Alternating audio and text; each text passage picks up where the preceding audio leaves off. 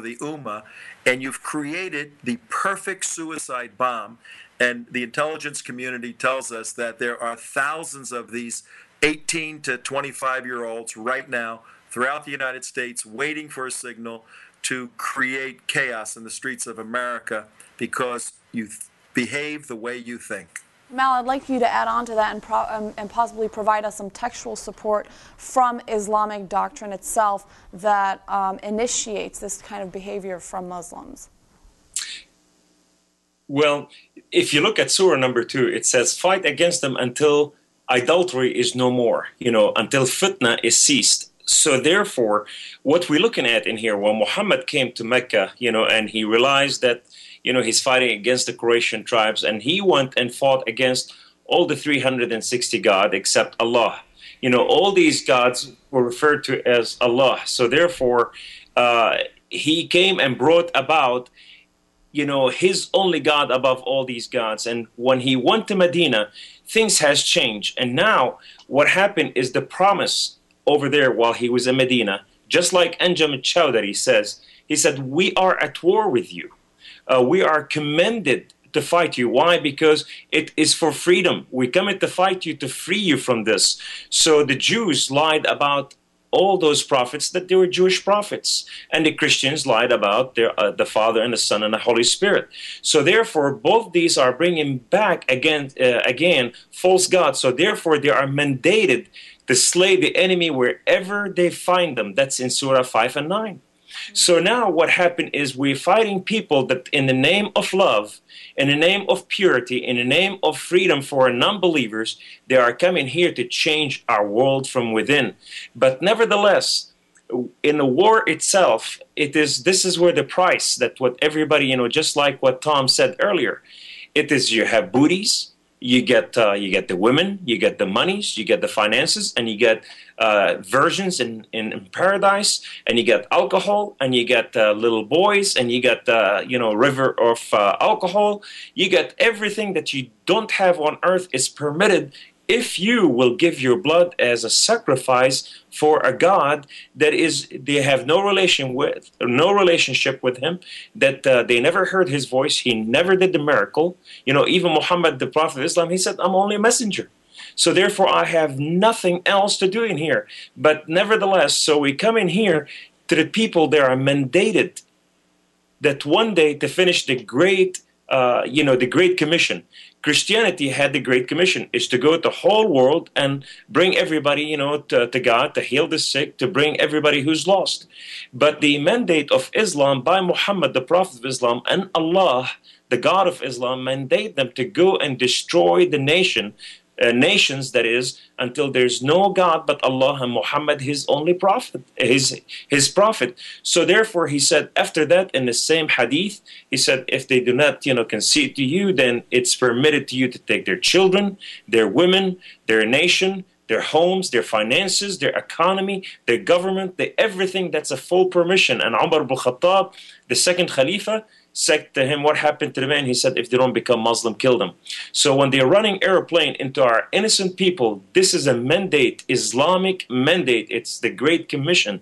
So therefore, these are setting the example for the rest to come.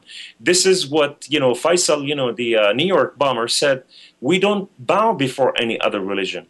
The judge said to him, you swore on the Constitution of the United States, you swore on the Bible to protect the Constitution of the United States of America. He said, I lied.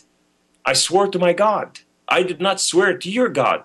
So therefore, we see it, what happened with Nidal, Major Nidal Hassan, he lied too. Also, those 5 soldiers in Fort Knox who were putting, poison in the food of the prisoners, they lied too. Also, the other soldiers, the black soldier who bombed himself in the name of Islam and killed his fellow soldier in Iraq, he lied too. All these people are here for a purpose, to advance Islamization. And whether you know it or not, because jihad is not only by the sword, it's only their silent jihad, which is called the cancer jihad, which is where they change our world from within. And today we are fighting, this jihad, that cancer, that went all the way to our government, to our bank system, to our school system, to our media. And today our own people are fighting us. And what is the better way to destroy a country with the lies, to turn her people against her? And with that, we'll take our next call, and then I'll take it back over to Waleed. You're live on Jihad Exposed. Welcome to tonight's program. Who do we have on air with us? Randy McDaniels with Act for America. Yes, welcome. Thank you for calling. Yeah, I was calling in because you made an interesting comment or question. You asked about why isn't DHS closing these mosques down? And you're speaking with Randy, Mark, and Alan. We are three of the guys that went into the mosque. And January of 28 of this past year, just to break it down with the DHS, and part of the problem is Obama has appointed Kareem Shura and Arif Ali Khan, both in DHS at the highest levels, policy and deputy directors. Both Muslim brothers support Hezbollah openly. And January 28th of this year, the DHS, in a manner to do outreach and dialogue, had the who's who of the Muslim Brotherhood at the DHS. We're talking Mohammed El-Biari, Daya Mogahed, you're talking Imam Yahya Hendi, Imam Hamad, Nawaz Shura, and the list goes on and on. This is part of the problem that we can't get anything done because these stealth jihadists, the Muslim Brotherhood, are the folks operating within our intelligence agency that Tom alluded to. And I just want to ask if Kareem and Waleed can confirm that. And then also, I think Mark had a question afterwards he'd like to make a comment if possible. Oh, sure. Yep. We'll keep you on the line. Let me turn it to Waleed real quick to address that, and then we'll come back to you. Go ahead, Waleed. Well, I've heard about the Islamic agents in the DHS. It's absolutely correct. And further than that, there's also, you have in the military, 3,000 Muslims in the military. I had even folks myself who were from a Jewish background who applied at the FBI, Homeland Security, to be interpreters and to aid and abet the security apparatus to fight and combat terrorism. And they were rejected, even though they were very qualified.